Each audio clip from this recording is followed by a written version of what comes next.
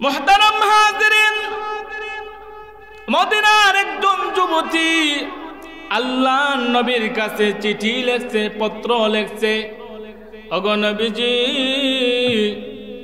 আমার বিবাহের বয়স হয়ে গেছে, বিবাহের বয়স হয়ে গেছে। ওগো নবীজি আমার বিবাহের বয়স হয়ে গেছে, আমার জন্য বিবাহের ব্যবস্থা করুন, আমার জন্য একজন পাত্র ব্যবস্থা করুন। নবীজির কাছে মদিনার যে সুন্দরী রূপসী যেই যুবতী চিঠি লিখলো, সাথে 3টা শর্ত দিয়েছে। কয়টা শর্ত? আরো জোরে কোন কয়টা? 3টা শর্ত দিয়েছে। ওগো নবীজি আমার বিবাহের বয়স হয়ে গেছে, এবার আমার বিবাহের ব্যবস্থা করে দিন। আপনার কাছে আমি পত্র লিখলাম, আমাকে যেই যুবক বিবাহ করতে চাইবে তার 3টা গুণ থাকতে হবে। কয়টা গুণ? আরো জোরে কোন কয়টা? 3টা গুণ থাকতে হবে। কি কি গুণ? ইয়া রাসূলুল্লাহ, ইয়া হাবিবাল্লাহ, নবীজি গো আমার বিবাহের বয়স হয়ে গেছে, আমি বিবাহ বসতে চাই, আপনার কাছে আমি একটি পত্র লিখলাম। ইয়া রাসূলুল্লাহ, ইয়া হাবিবাল্লাহ, নবীজি গো আমাকে যেই পুরুষ বিবাহ করবে, আমাকে যেই যুবক বিবাহ করবে তার 3টা গুণ থাকতে হবে, 3টা কোয়ালিটি থাকতে হবে। বুঝে থাকলে বলুন কয়টা গুণ থাকতে হবে? আরো জোরে কোন কয়টা? ওগো নবীজি 3টা গুণ থাকতে হবে, 3টা কোয়ালিটি থাকতে হবে। 1 নম্বর গুণ, 1 নম্বর কোয়ালিটি হলো আমাকে যেই পুরুষ বিবাহ করতে চাইবে, আমাকে যেই যুবক বিবাহ করতে চাইবে সে সারা বছর রোজা রাখতে হবে। আর হুজুরে কয় না ইজাজ যুবক আমরা জামানত পাওয়া যাইব? হ্যাঁ পাওয়া যাবে, পাইতে পারে, আলোচনা করে দিই ফাইলাই। 2 নম্বর যেই গুণ, 2 নম্বর গুণ হলো প্রতিদিন একবার কালামুল্লাহ শরীফের খতম করতে হবে। কয়বার? আমরা 1 সূরা পড়িনি। হ্যাঁ এমন লোক আছে সারাদিন একটা সূরা পড়ে না, আসেনি এমন লোক? মদিনার সেই যুবতী শর্ত দিছে, আমাকে যদি বিবাহ করতে চায় তাহলে তার 2-3টা গুণ থাকতে হবে, 3টা কোয়ালিটি থাকতে হবে। এর মধ্যে 1 নম্বর হলো সারা বছর রোজা রাখতে হইব। কথা কয় না রে? মদিনার যুবক না কই আল্লাহ এই টাকাটা রোজা রাখতো তাহলে আর বিয়ার দরকার নাই। মদিনার যুবক কই এই বছর বিয়া করা যাইতো না, কারণ এই বছরের তালমাল বেশি বালা না। কথা কয় না? তালমাল বেশি, মানে সারা বছর কেটা রোজা রাখতো আর বিয়া করতো দরকার না, বিয়া এই বছর বাদ দেও, সামনে বছর দেখা যাক। মুহতারাম হাজিরিন, এবার নবীজির কাছে যেই শর্ত দিয়েছেন, যেই গুণ চান, বলে ইয়া রাসূলুল্লাহ, ইয়া হাবিবাল্লাহ, নবীজি গো 2 নম্বর শর্ত হলো প্রতিদিন কালামুল্লাহ শরীফের তেলাওয়াত করতে হবে, কালামুল্লাহ শরীফের 1 খতম তেলাওয়াত করতে হবে। ইয়া রাসূলুল্লাহ, ইয়া হাবিবাল্লাহ, নবীজি গো 3 নম্বর যেই গুণ, দিবানিশি 24 ঘন্টা আল্লাহর ইবাদত বন্দেগী করতে হবে।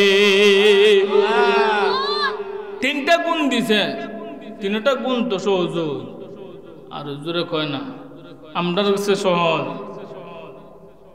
এরকম গুণওয়ালা আসেনি পুরুষ? আর জোরে কর আসেনি?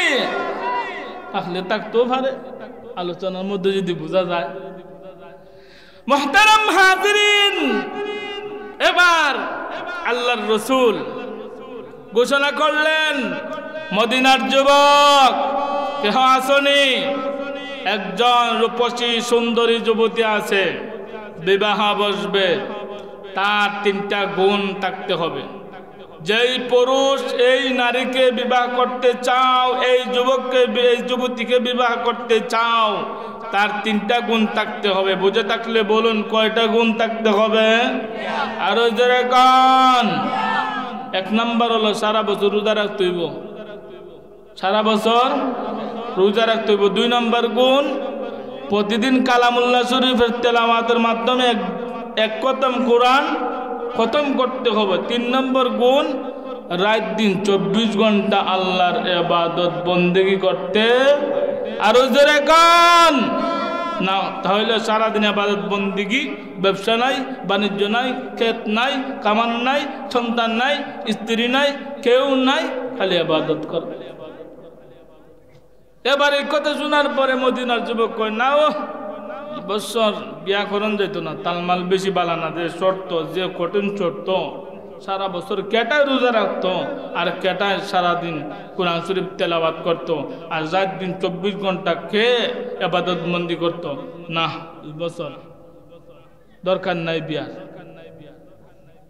এবার রাসূলের কাছে একজন যুবক এসে হাজির হয়েছে, ইয়া রাসূলুল্লাহ, ইয়া হাবিবাল্লাহ,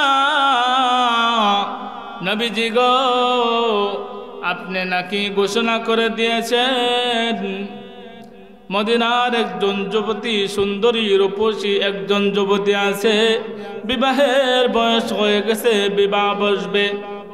আল্লাহর নবী বলেন, ও সাহাবী শুনে রে সাহাবী, আমি বলেছি হ্যাঁ হ্যাঁ বলেছি। এবার কি কি গুণ জাননি লাগবে, কি কি গুণ লাগবে? 1 নাম্বার হলো সারা বছর রোজা রাখতে হবে।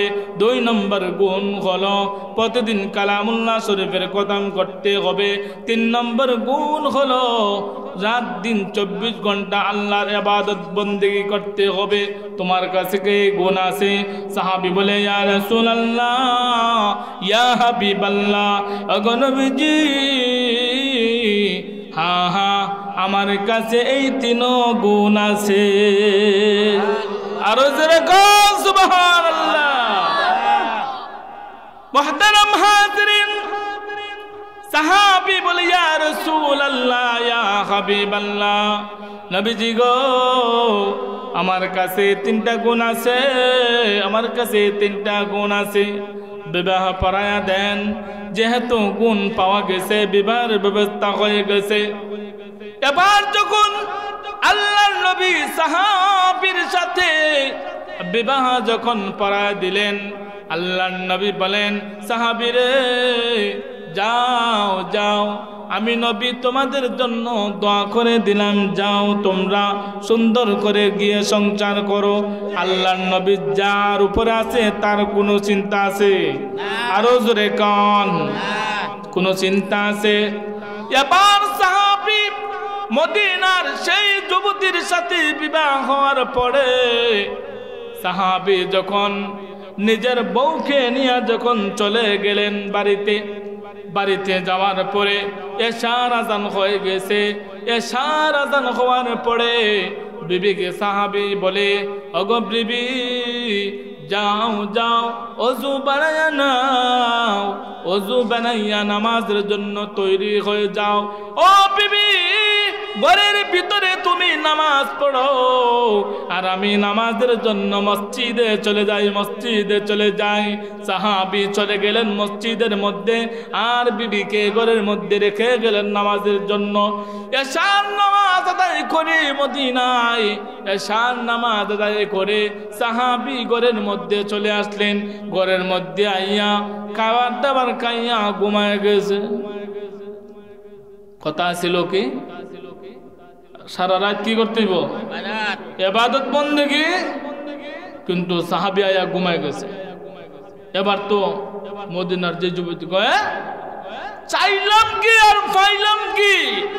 নবীর কাছে আমি শর্ত দিলাম, আমাকে যেই পুরুষ বিবাহ করবে তার মধ্যে 3টা গুণ থাকতে হবে। এই 3 গুণের মধ্যে হইল রাত দিন 24 ঘন্টা আল্লাহর ইবাদত বন্দি করতে হবে।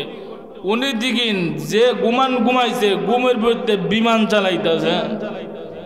আরে আসেনি আমরা জগতে যত মানুষ দেখবেন ঘুমাইতে খকরানি শুরু করে, বোঝা না তো মানুষ বিমান চলতেছে। আসেনি যত মানুষ খাইয়া দেয়া ঘুমাইলে দেখা যায় খকরানি শুরু হয়, আর এই খকরানি বোঝা যায় বিমান চলতেছে উপরে দেয়া। এই যুবতী বলে চাইলাম কি আর পাইলাম কি? চাইলাম রাত দিন 24 ঘন্টা আল্লাহর ইবাদত বন্দেগী করবে, কিন্তু এমন স্বামী পাইলাম এশার নামাজ পড়া কের ইবাদত বন্দেগী, ঘুমায় ঘুমায় বিমান চালা। যাক, নতুন বধূ তো বেশি কথা কইলে আবার সমস্যা। নতুন বউয়া যদি প্রথম দিনে ফটো শুরু করে, অবস্থা বালা দেখা যায়নি। আর হুজুরে কন্যা বালা দেখা যায়, মানুষ কব না রে এই বোর দ্বারা মনে হয় এই ফ্যামিলি শান্তি আসতে পারে, সেজন্য চুপচাপ। এবার গেল, এবার রাত্রে, দিনে তো রোজা রাখতে হবে, সেজন্য রাত্রে সেহরি খাওয়ার দরকার আসেনি, সেহরি খাওয়ার দরকার আসেনি। সেহরি খাইয়া রোজা রাখো সুন্নত নানি। সেহরি না খাইলে রোজা হইব, কিন্তু খাইলে তো এটা সুন্নত হইল, সুন্নত আদায় হইল। এবার সাহাবী ঘুমাইছে একবারে ফজর পর্যন্ত ঘুম। এবার যখন ফজরে আযান যখন মদিনা থেকে হয়ে গেছে, ফজরে আযান দেওয়ার পর সাহাবী বিবিকে ডাক দিছে, বিবি গো, ও প্রাণের বিবি উঠো, ফজরের সময় হয়ে গেছে, ফজরের নামাজ আদায় করো।